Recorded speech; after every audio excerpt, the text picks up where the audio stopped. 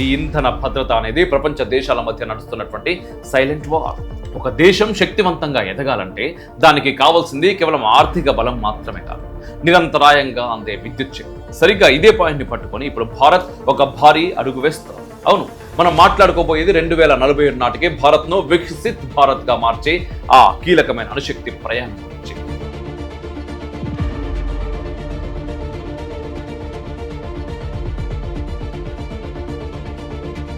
ప్రధాని మోదీ ఆస్ట్రేలియా పర్యటన, ఆ పర్యటనలో కుదిరినటువంటి ఒక ఒప్పందం ఇప్పుడు ప్రపంచం అందరి దృష్టిని ఆకర్షిస్తోంది. అదే అండి, ఆస్ట్రేలియా నుండి యురేనియం దిగుమతుల విషయం. ప్రపంచంలోనే అత్యధిక యురేనియం నిల్వలున్నటువంటి దేశం నుండి మనకు ఇంధనం రాబోతోంది అంటే ఒక్కసారి ఇమాజిన్ చేసుకోండి.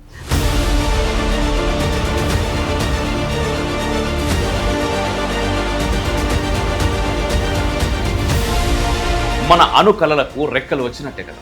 కానీ అసలు కథ ఇక్కడనే మొదలవుతుంది. ఎందుకు అకస్మాత్తుగా ఈ SMR స్మాల్ మాడ్యులర్ రియాక్టర్ ఇప్పుడు హాట్ టాపిక్ అయ్యాయి?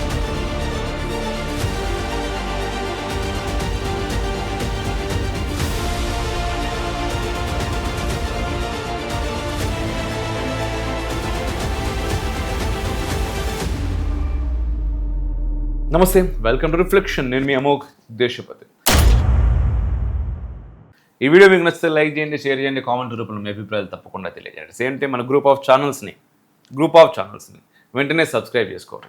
ప్రపంచం ఇప్పుడు ఒక క్షేత్రం కాదు, ఇది ఒక మహాసంగ్రామం.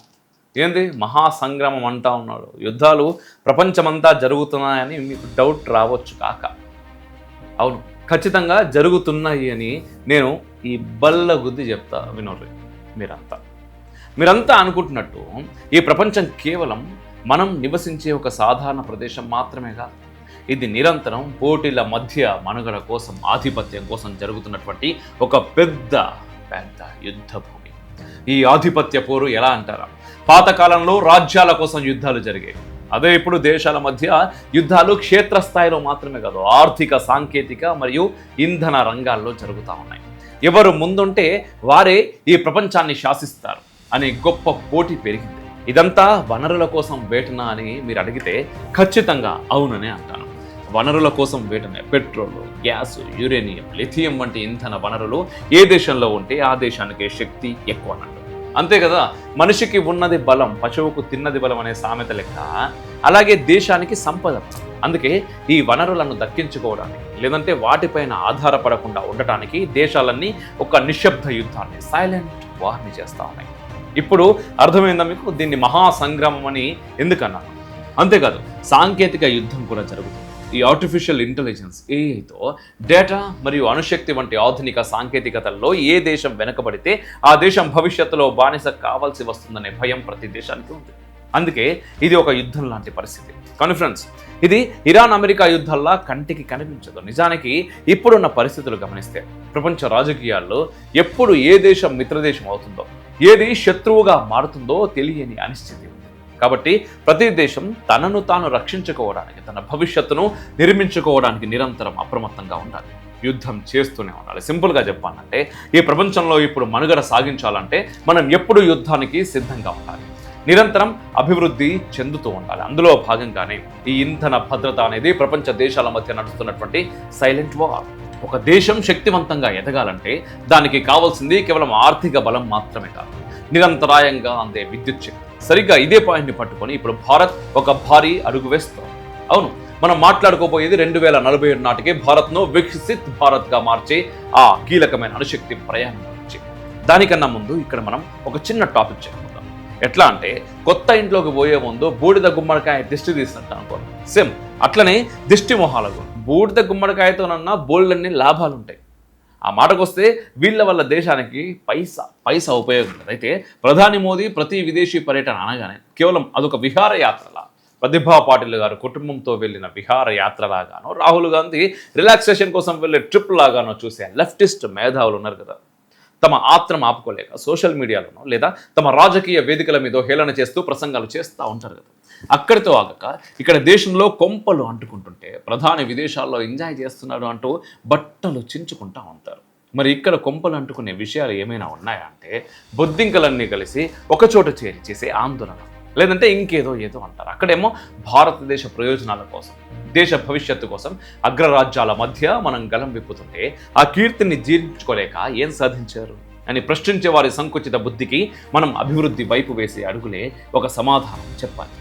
దేశం అణుశక్తి దిశగా, ప్రపంచ స్థాయి భాగస్వామ్యాల దిశగా పరుగులు తీస్తుంటే వీళ్ళ సగం బుర్రలు మాత్రం విమర్శల దగ్గరనే ఆగిపోతా ఉన్నాయి.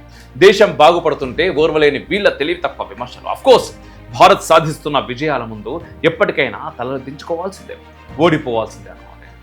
సరే, అసలు పాయింట్కి వద్దాం ఇప్పుడు మనం. ప్రధాని మోదీ ఆస్ట్రేలియా పర్యటన, ఆ పర్యటనలో కుదిరినటువంటి ఒక ఒప్పందం ఇప్పుడు ప్రపంచం అందరి దృష్టిని ఆకర్షిస్తోంది. అదే అండి, ఆస్ట్రేలియా నుండి యురేనియం దిగుమతుల విషయం. ప్రపంచంలోనే అత్యధిక యురేనియం నిల్వలు ఉన్నటువంటి దేశం నుండి మనకు ఇంధనం రాబోతోంది అంటే ఒక్కసారి ఇమాజిన్ చేసుకోండి. మన అణు కళలకు రెక్కలు వచ్చినట్టే కదా. కానీ అసలు కథ ఇక్కడనే మొదలవుతుంది. ఎందుకు అకస్మాత్తుగా ఈ SMR, స్మాల్ మాడ్యులర్ రియాక్టర్ ఇప్పుడు హాట్ టాపిక్ అయ్యాయి? ఒకసారి చరిత్రలోకి పోతే 1948లో అటామిక్ ఎనర్జీ కమిషన్, 1954లో హోమీజే బాబా మార్గదర్శకత్వంలో భారత్ ఒక అద్భుతమైనటువంటి ప్రణాళికను సిద్ధం చేసుకుంది. మన దగ్గర ఉన్న తక్కువ యురేనియం, సమృద్ధిగా ఉన్న థోరియం, ఈ రెండింటిని బ్యాలెన్స్ చేస్తూ 3 దశల అణు కార్యక్రమాన్ని మనం డిజైన్ చేసుకున్నాం. కానీ 1974 మరియు 1998 పరీక్షల తర్వాత వచ్చినటువంటి అంతర్జాతీయ ఆంక్షలు మనల్ని కఠిన పరీక్షకు గురి చేస్తాయి. అయితే ఒక రకంగా ఆ కష్టాలే మనల్ని స్వయం సమృద్ధి వైపు నడిపించాయి అన్నది కూడా వాస్తవం. అయితే ఇక్కడ ఈ అభివృద్ధికి అడ్డుగా ఉన్న గోడేంటో తెలుసా? లయబిలిటీ చట్టం.